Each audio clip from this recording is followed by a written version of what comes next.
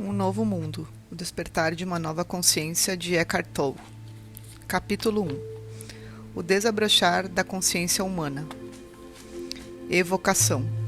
Terra, 114 milhões de anos atrás, de manhã, logo após o nascer do Sol. A primeira flor que aparece no planeta abre-se para receber os raios solares. Antes desse formidável acontecimento que representa uma transformação evolucionária na vida das plantas, o globo já estivera coberto de vegetação por milhões de anos. A primeira flor provavelmente não durou muito tempo.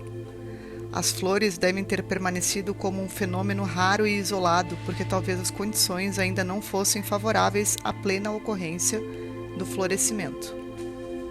Um dia, porém, um limite crítico foi alcançado, e de repente deve ter se dado uma explosão de cores e perfumes por toda a terra. Isso é o que uma consciência observadora teria visto se estivesse presente. Muito tempo depois, esses seres delicados e fragrantes que chamamos de flores viriam a desempenhar um papel essencial na evolução da consciência de outras espécies. Cada vez mais, os seres humanos seriam atraídos e se sentiriam fascinados por eles. É provável que as flores tenham sido a primeira coisa que a consciência da espécie humana começou a valorizar enquanto se desenvolvia, mesmo que elas não tivessem um propósito utilitário imediato, isto é, que não estivessem vinculadas de alguma maneira à sobrevivência. No decorrer dos tempos, as flores foram a fonte de inspiração de incontáveis artistas, poetas e místicos. Jesus pede-nos que as contemplemos e que aprendamos com elas sobre como viver. Disse que em determinada ocasião, Buda teria proferido um sermão silencioso, enquanto seguravam uma flor, e a apreciava. Após algum tempo, um monge chamado Mahakasyapa começou a sorrir diante dos presentes. Ele teria sido o único a entender o sermão. De acordo com a lenda, aquele sorriso, isto é, a compreensão, foi transmitido às gerações seguintes por 28 mestres sucessivamente, e muito tempo depois tornou-se a origem do Zen.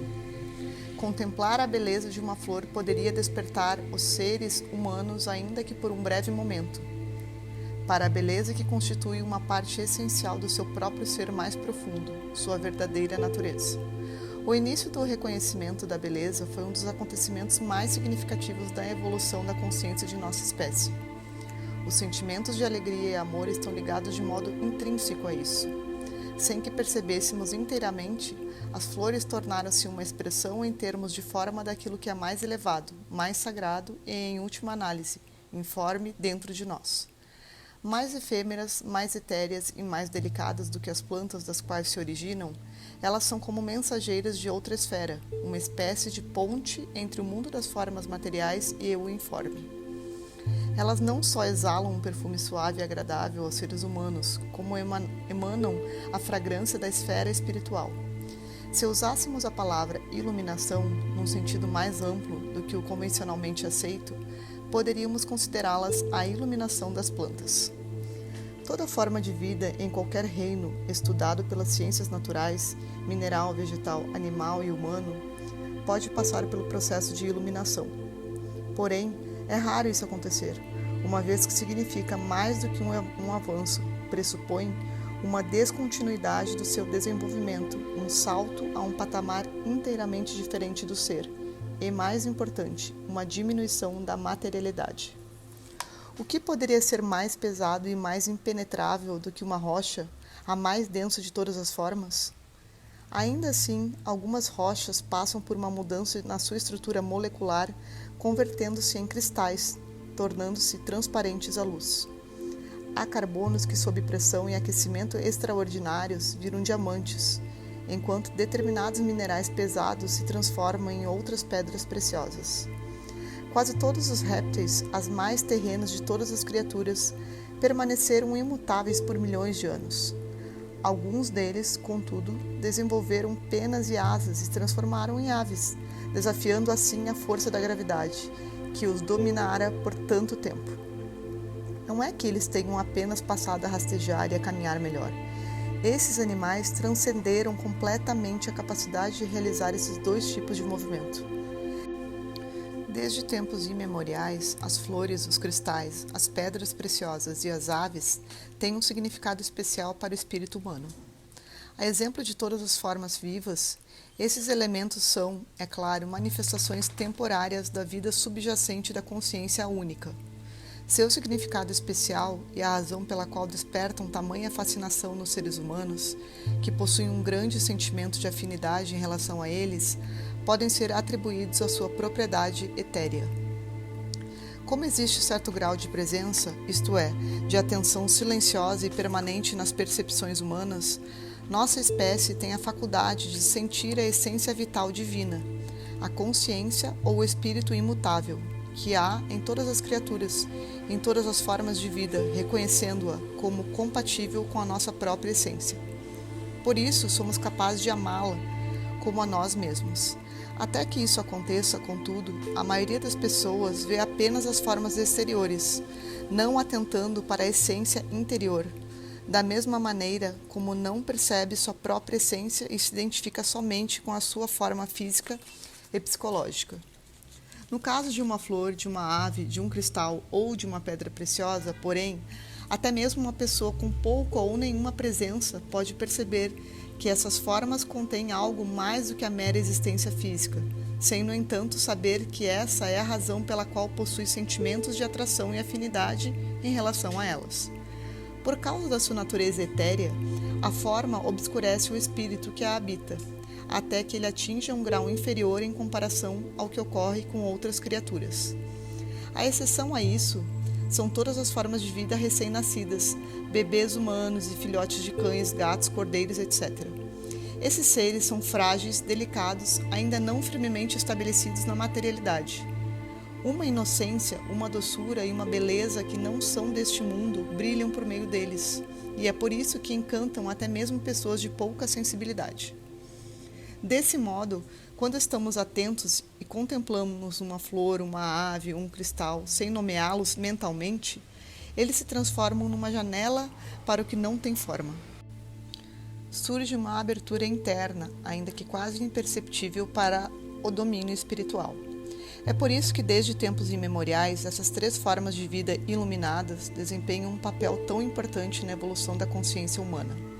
Também é por essa razão que, por exemplo, a joia da flor de lótus é um símbolo fundamental do budismo, enquanto uma ave branca, a pomba, representa o Espírito Santo no cristianismo. Elas vêm preparando o terreno para uma mudança mais profunda na consciência planetária, que está destinada a acontecer em nossa espécie. Esse é o despertar espiritual que estamos começando a testemunhar agora. O propósito deste livro: estará a humanidade pronta para uma transformação na consciência, um florescimento interior tão radical e profundo que, comparado a ela, o desabrochar das flores, por mais bonito que seja, pareça apenas seu pálido reflexo? Seremos capazes de perder a densidade das nossas estruturas mentais e condicionadas e nos tornar como cristais ou pedras preciosas, isto é, transparentes à luz da consciência? Conseguiremos desafiar a atração gravitacional do materialismo e da materialidade e permanecer acima da identificação com a forma, que mantém o ego imóvel e nos condena à prisão dentro da nossa própria personalidade? A possibilidade de ocorrer uma transformação desse tipo tem sido a essência dos ensinamentos de grande sabedoria da humanidade. Os mensageiros, Buda, Jesus e outros, nem todos conhecidos, foram as primeiras flores do gênero humano. São os chamados precursores, seres raros e preciosos. Como um florescimento mais disseminado ainda não era possível na época em que eles viveram, suas mensagens tornaram-se amplamente incompreendidas e muito distorcidas. Assim, não transformaram o comportamento humano, exceto no que diz respeito a um pequeno número de pessoas. Estaria a humanidade mais preparada agora do que na época dos primeiros mestres? Por que se poderia esperar isso? O que você pode fazer, se é que pode, para produzir ou apressar essa mudança interna? O que caracteriza o antigo estado egóico da consciência e quais sinais nos permitem reconhecer a nova consciência que está surgindo? Essas e outras perguntas essenciais serão discutidas neste livro. Mais importante ainda, este livro é em si um instrumento de transformação que resultou dessa consciência emergente. As ideias e os conceitos que apresenta, ainda que relevantes, são secundários. Eles nada mais são do que pontos de referência em direção ao despertar. À medida que você for avançando na leitura, uma mudança se estabelecerá no seu ser. O principal propósito deste livro não é acrescentar novas informações e crenças à sua mente e nem tentar convencê-lo de alguma coisa, e sim produzir uma modificação da sua consciência, ou seja, o despertar. Nesse sentido, ele não é interessante. Chamamos de interessante uma leitura que nos permite manter o distanciamento, analisar as ideias e os conceitos, concordar ou discordar. Mas este livro é sobre você. Se ele não modificar seu estado de consciência, não terá feito sentido. Ele só pode despertar quem está pronto para isso. Nem todo mundo se encontra nesse estágio, no entanto, muitas pessoas já o atingiram. E com cada indivíduo que desperta, o impulso sobre a consciência coletiva cresce, fazendo com que o processo fique mais fácil para os outros. Se você não sabe o que significa despertar, continue lendo. Só por meio da experiência se conhece o verdadeiro sentido desta palavra. Um lampejo é suficiente para dar início a essa transformação que é irreversível. Para alguns, esse vislumbre virá enquanto estiverem lendo essas páginas. No caso de outros, talvez o processo já esteja em andamento e eles ainda não o tenham compreendido. Este livro os ajudará a perceber isso. Para alguns indivíduos, ele pode ter sido desencadeado por uma perda ou pelo sofrimento, porém também pode ter se iniciado pelo contato com um mestre ou ensinamento espiritual, pela leitura do meu livro O Poder do Agora ou de outra obra espiritualmente viva e, portanto, transformadora, ou por qualquer combinação desses fatores. Se o processo do despertar já estiver ocorrendo com você, essa leitura irá acelerá-lo e intensificá-lo. Um ponto essencial do despertar é a identificação daquela parte em nós que ainda não se modificou. O ego da maneira como ele pensa, fala e age, assim como o reconhecimento do processo mental condicionado coletivamente que perpetua esse estado não desperto. É por isso que este livro mostra os aspectos principais do ego e como eles se manifestam no plano individual e coletivo. Isso é importante por dois motivos que se interrelacionam. O primeiro deles é, a menos que conheça o mecanismo básico por trás do funcionamento do ego, você não o detectará e ele irá enganá-lo, impedindo que o reconheça todas as vezes que tentar. Isso mostra que ele o domina, é um impostor fingindo ser você. O segundo motivo é que o ato do reconhecimento é em si uma das maneiras pelas quais acontece o despertar. Quando você descobre a inconsciência em si próprio, aquilo que torna o reconhecimento possível é o surgimento da consciência, é o despertar. Você não pode lutar contra o ego e vencer, assim como não consegue combater a escuridão. A luz da consciência é tudo o que é necessário. Você é essa luz. Um distúrbio herdado.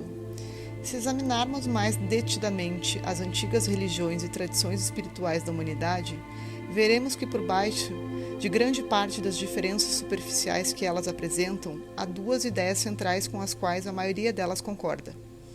Embora as palavras usadas para explicar essas ideias sejam diversas, todas remetem a uma verdade fundamental dupla. Nesta sessão, abordarei uma de suas faces, a negativa, e na próxima, a positiva. A primeira parte, ou aspecto ruim dessa verdade, é a compreensão de que o estado mental normal de quase todos os seres humanos contém um forte elemento do que podemos chamar de distúrbio ou disfunção, e até mesmo de loucura. Determinados ensinamentos fundamentais do hinduísmo talvez sejam os que mais se aproximem da ideia de que esse desajuste é uma forma de doença mental coletiva. Eles o chamam de Maya, o véu da ilusão. Ramana Maharshi, um dos maiores sábios indianos, afirma sem rodeios: a mente é Maya. O budismo emprega termos diferentes. De acordo com Buda, a mente humana, no seu estado normal, produz dukkha, termo Pali que pode ser traduzido como sofrimento, insatisfação ou tristeza, entre outros. Para ele, essa é uma característica da condição humana. Não importa aonde vamos nem o que façamos, disse o mestre, encontraremos dukkha, e isso se manifestará em todas as situações, cedo ou tarde. De acordo com os ensinamentos cristãos, o estado coletivo normal da humanidade é de pecado original. A palavra pecado tem sido incompreendida ao longo dos séculos. Traduzida de forma literal do grego antigo, idioma em que o Novo Testamento foi escrito originalmente. Ela significa errar o alvo, como na situação de um arqueiro que falha em atingir o ponto de mira. Assim, pecar quer dizer errar o sentido da existência humana. Corresponde a viver de maneira desorientada, cega e, portanto, sofrer e causar sofrimento. Uma vez mais, essa palavra, despojada da sua bagagem cultural e de sentidos equivocados, indica o distúrbio inerente à condição humana. As conquistas da civilização são admiráveis e inegáveis. Criamos obras sublimes de música, literatura, pintura, arquitetura e escultura. Mais recentemente, a ciência e a tecnologia estabeleceram mudanças radicais na maneira como vivemos e nos capacitaram a produzir inventos que teriam sido considerados miraculosos até mesmo 200 anos atrás. Não há dúvida, a mente humana possui um altíssimo grau de inteligência. Ainda assim, essa inteligência é tingida pela loucura. A ciência e a tecnologia aumentaram o impacto destrutivo que o distúrbio da mente humana tem sobre o planeta, sobre as outras formas de vida e sobre as próprias pessoas. Por isso, é na história do século XX que essa disfunção, ou essa insanidade coletiva, pode ser reconhecida com mais nitidez. Um fator adicional é que essa perturbação está de fato se intensificando e se acelerando. A Primeira Guerra Mundial eclodiu em 1914. Lutas destruidoras e cruéis motivadas por medo, cobiça e desejo de poder são ocorrências comuns em toda a história da nossa espécie. Assim como foram a escravidão, a tortura e a violência disseminada infligidas por motivos religiosos e ideológicos, os seres humanos sofreram mais nas mãos uns dos outros do que em decorrência de desastres naturais. Em 1914, a mente humana altamente inteligente inventou não só o motor de combustão interna, como também bombas, metralhadoras, submarinos, lança-chamas e gases venenosos. A inteligência a serviço da loucura. Nas trincheiras estáticas da Guerra da França e na Bélgica, milhões de homens pereceram para ganhar alguns poucos quilômetros de lama. No fim do conflito em 1918, os sobreviventes observaram horrorizados e incrédulos o saldo da devastação. 10 milhões de pessoas mortas e muitas mutiladas ou desfiguradas. Nunca antes a loucura humana tivera consequências tão devastadoras e deixara efeitos tão evidentes. Mal sabiam eles que aquilo era apenas o começo. No fim do século XX, o número de pessoas mortas violentamente pela mão de outras chegou a mais de 100 milhões. Essas mortes foram causadas não apenas por guerras entre países, mas também pelo extermínio em massa e o genocídio, como a execução de 20 milhões de inimigos de classe, espiões e traidores, na União Soviética durante o governo de Stalin, e o Holocausto na Alemanha nazista, que deixou um registro de horrores indescritíveis.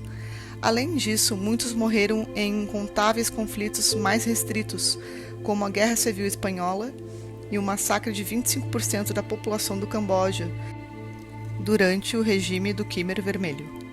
Basta assistirmos ao noticiário para ver que a loucura não aferreceu, ela continua no século XXI.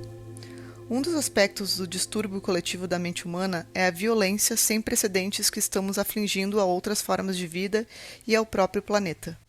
A destruição de florestas que produzem oxigênio e de outros seres vegetais e animais, os maus tratos aplicados a animais em propriedades rurais voltadas à produção comercial e o envenenamento de rios e oceanos e do ar.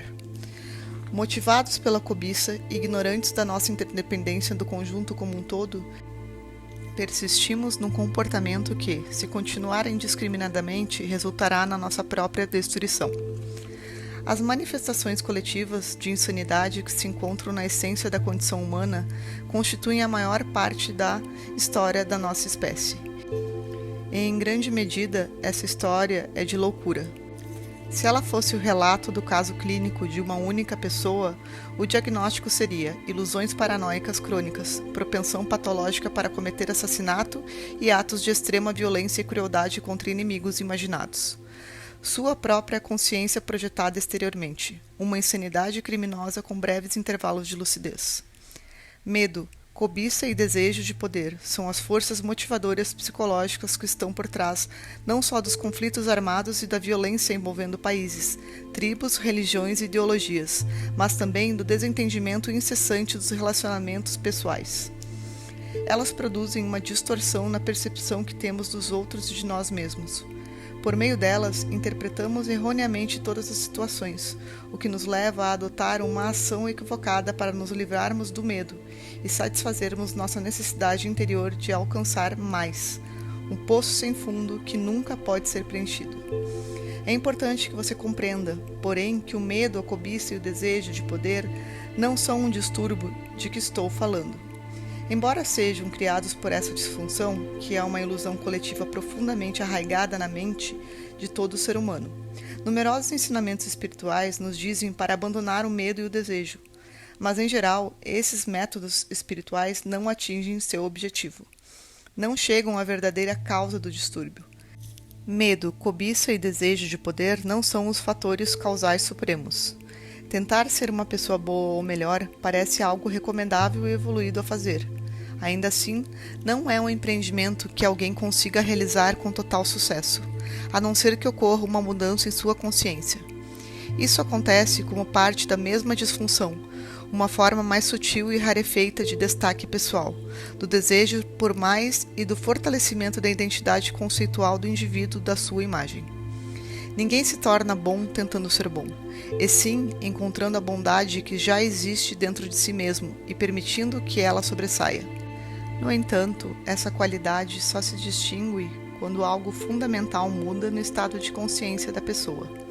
A história do comunismo, inspirado originalmente por ideias nobres, ilustra com certeza e clareza o que acontece quando as pessoas tentam alterar a realidade externa. No caso, criar um novo mundo, sem realizar nenhuma modificação prévia essencial na sua realidade interior, no seu estado de consciência. Elas fazem planos sem levar em conta um modelo de distúrbio que todo ser humano traz dentro de si, o ego. A consciência emergente. A maioria das religiões e tradições espirituais compartilha a ideia de que nosso estado mental normal é prejudicado por uma imperfeição fundamental, o distúrbio a que me referi.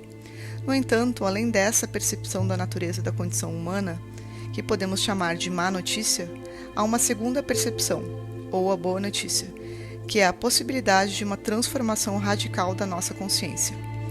Nas mensagens hinduístas, e em alguns casos também no budismo, essa mudança é chamada de iluminação. Nos ensinamentos de Jesus, de salvação. No budismo, de fim do sofrimento. Outros termos usados para caracterizá-la são libertação e despertar. A maior conquista da humanidade não são as obras de arte, nem os inventos da ciência e da tecnologia, mas a identificação de seu próprio distúrbio, de sua própria loucura. No passado distante, alguns indivíduos chegaram a fazer esse reconhecimento. É provável que um homem chamado Siddhartha Gautama, que viveu há 2.600 anos na Índia, tenha sido o primeiro a ver essa questão com absoluta clareza. Depois, o título de Buda lhe foi concedido. Buda significa aquele que despertou. Praticamente na mesma época, outro dos mestres espertos da humanidade surgiu na China. Seu nome era Lao Tse. Ele deixou um registro dos seus ensinamentos, na forma de um dos livros espirituais mais profundos já escrito, o Tao Te Ching. Reconhecer a própria loucura marca, obviamente, o surgimento da sanidade, o início da cura e da transcendência. Uma nova dimensão da consciência começava então a emergir no planeta, a primeira tentativa de florescimento. Aquelas pessoas raras se dirigiam a seus contemporâneos falando sobre pecado, sofrimento e ilusão. Diziam: observe seu modo de viver, veja o que você está fazendo, o sofrimento que está causando. Depois indicavam a possibilidade de despertar do pesadelo coletivo da existência humana normal e mostravam o caminho. O mundo ainda não estava preparado para esses mestres. No entanto, eles foram uma parte crucial e indispensável do despertar humano.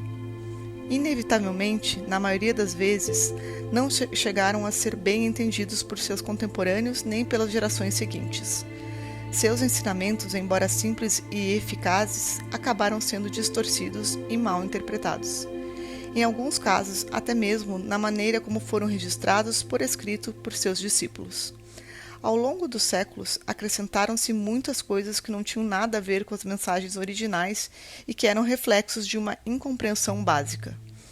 Alguns desses sábios foram ridicularizados, insultados ou mortos, enquanto outros passaram a ser venerados como deuses. Os ensinamentos que indicavam o caminho que se encontra além do distúrbio da mente humana, a porta de saída da loucura coletiva, foram desvirtuados e tornaram-se eles mesmos parte da insanidade. Assim, as religiões, numa grande medida, firmaram-se como forças divisoras em vez de unificadoras. Em lugar de estabelecerem o fim da violência e do ódio por meio da compreensão da unicidade fundamental de toda a vida, elas suscitaram mais violência e ódio, mais separações entre indivíduos, religiões e até mesmo rupturas dentro de um mesmo credo. Tornaram-se ideologias, sistemas de crenças com os quais as pessoas podiam se identificar, e elas os usavam para ressaltar sua falsa percepção do eu. Por meio dessas crenças, elas se classificavam como certas e chamavam os outros de errados. Assim, definiam sua identidade diante dos inimigos, os outros, os não crentes ou crentes equivocados. E algumas vezes consideravam-se no direito de matá-los. O homem feito Deus na sua própria imagem. O eterno, o infinito, o inominável foi reduzido a um ídolo mental no qual as pessoas tinham de acreditar e que devia ser venerado como o meu Deus ou o nosso Deus. E mesmo assim, apesar de todos os desvarios perpetrados em nome das religiões, a verdade que elas indicam não deixa de brilhar em sua essência. Ainda que francamente, através de muitas camadas de distorção e interpretação errônea. É improvável, porém, que alguém seja capaz de percebê-la, a não ser que já tenha tido pelo menos lampejos da verdade dentro de si. Ao longo da história, sempre houve indivíduos raros que vivenciaram uma mudança de consciência e assim detectaram em si mesmos aquilo que é apontado por todas as religiões. Para descrever essa verdade não conceitual, eles usaram a estrutura conceitual das suas próprias crenças religiosas. Por meio de alguns desses homens e mulheres, escolas ou movimentos se desenvolveram dentro de todas as religiões importantes e representaram não só uma redescoberta, mas, em determinados casos, uma intensificação da luz do ensinamento original. Foi assim que o gnosticismo e o misticismo se estabeleceram nos primórdios do cristianismo e no cristianismo medieval. O mesmo ocorreu com o sufismo na religião islâmica, com o hassidismo e a cabala no judaísmo, com o Advaita Vedanta no hinduísmo e com o Zen e o Dzogchen no budismo. Quase todas essas escolas eram iconoclastas. Elas se opuseram a numerosas camadas de conceituações e às estruturas mentais enfraquecidas. Por essa razão, a maior parte delas foi vista com suspeita e hostilidade pelas hierarquias religiosas estabelecidas. Seus ensinamentos, ao contrário das doutrinas da religião principal, enfatizavam a compreensão e a transformação interior. Foi graças a essas escolas esotéricas que os credos mais importantes recuperaram o poder transformador dos seus preceitos originais, embora na maioria dos casos apenas poucas pessoas tivessem acesso a elas. Esses movimentos nunca se expandiram o bastante para exercer uma influência significativa sobre a profunda inconsciência coletiva que predominava. Ao longo do tempo, algumas dessas escolas se tornaram rigidamente formalizadas ou conceitualizadas para permanecerem eficazes. Espiritualidade e religião. Qual é o papel das religiões estabelecidas no surgimento da nova consciência? Muitas pessoas já reconhecem a diferença entre espiritualidade e religião. Elas compreendem que ter um sistema de crenças, um conjunto de pensamentos entendido como a verdade absoluta, não torna ninguém espiritualizado. Não importa qual seja a natureza dessas convicções. Na realidade, quanto mais um indivíduo faz de seus pensamentos, crenças, sua própria identidade, mais se distancia da dimensão espiritual que existe dentro dele. Muitas pessoas religiosas estão presas nesse nível.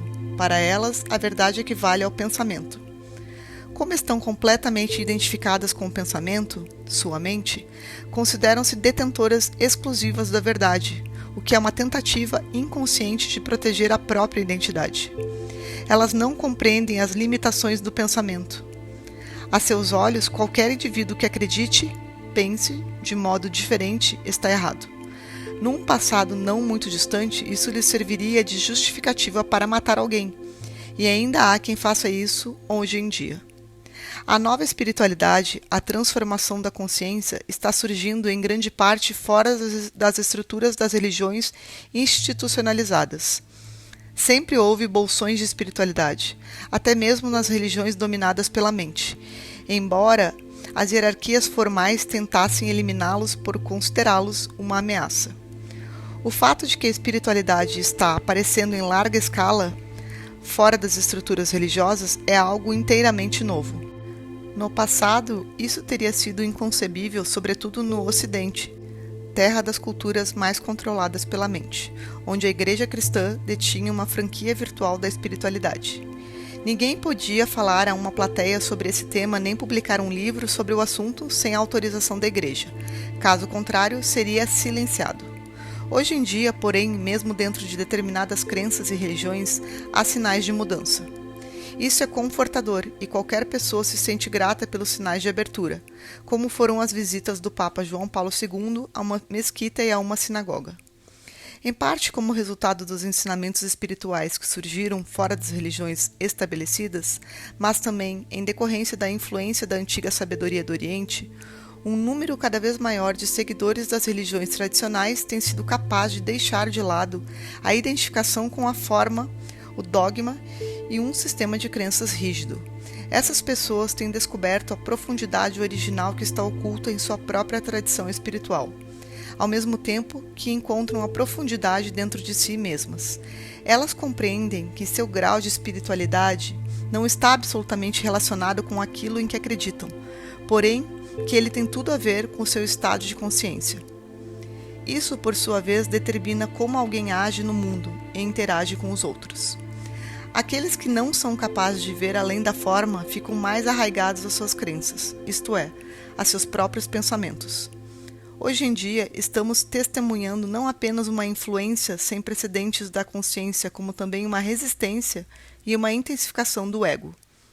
Há instituições religiosas abertas à nova consciência, enquanto outras endurecem suas posições doutrinárias e se tornam parte de todas aquelas estruturas artificiais que o ego coletivo usa para se defender e revidar. Algumas igrejas e seitas, assim como determinados cultos ou movimentos religiosos, são, em essência, entidades egóicas coletivas, uma vez que se identificam rigidamente com suas convicções mentais. A exemplo do que fazem os adeptos de qualquer ideologia política fechada a todo tipo de interpretação alternativa da realidade. Mas o ego está destinado a se dissolver, e todas as suas estruturas rígidas, sejam elas instituições religiosas, corporações, governos ou entidades de outro tipo, irão se desintegrar de dentro para fora, mesmo que pareçam estar profundamente protegidas. As estruturas mais inflexíveis, as mais impermeáveis a mudanças, serão as primeiras a desmoronar. Isso já aconteceu no caso do comunismo soviético. Por mais resguardado, por mais sólido e monolítico que se mostrasse, em poucos anos esse sistema se decompôs de dentro para fora. Ninguém tinha previsto esse fato. Todos foram surpreendidos, e há muito mais surpresa aguardando por nós. A urgência da transformação. Quando se vê diante de uma crise radical, quando seu antigo estilo de existir no mundo, de interagir com os outros e com o reino da natureza não funciona mais, quando sua sobrevivência é ameaçada por problemas aparentemente incontornáveis, uma forma de vida individual, bem como uma espécie, morrerá ou ultrapassará as limitações da sua condição por meio de um salto evolutivo. Acredita-se que as formas de vida do nosso planeta tenham se originado no mar. Quando ainda não havia nenhum animal sobre a terra firme, o mar já estava cheio de vida. Então, a certa altura, uma das criaturas marinhas deve ter começado a se aventurar pelo solo. talvez ela tenha se arrastado por alguns centímetros, depois exausta por causa da enorme força gravitacional do planeta, pode ter voltado à água, onde a gravidade é quase inexistente, pois ali conseguiria viver com muito mais facilidade. Mais tarde, ela tentaria de novo e de novo. Muito tempo depois, esse ser se adaptaria à vida na Terra, desenvolvendo pés em vez de nadadeiras e pulmões em lugar de guelras. Parece improvável que uma espécie se expusesse a um ambiente tão estranho e sofresse uma transformação evolucionária, a não ser que fosse compelida a fazer isso por uma situação extrema. Talvez uma grande área do mar tenha passado a receber um volume cada vez menor de água do oceano principal, o que ao longo de milhares de anos poderia forçar os peixes a deixar seu habitat evoluir. Responder a uma crise radical que ameace nossa própria sobrevivência. Esse é o desafio que se apresenta à humanidade neste momento. O distúrbio da mente humana egóica, identificado há mais de 2.500 anos pela antiga sabedoria dos mestres e agora ampliado pela ciência e a tecnologia, é, pela primeira vez, algo ameaçador à sobrevivência do planeta. Até pouco tempo atrás, a transformação da consciência humana, também apontada por sábios do passado, era não mais do que uma possibilidade, compreendida por alguns raros indivíduos, independentemente de sua formação cultural e orientação religiosa.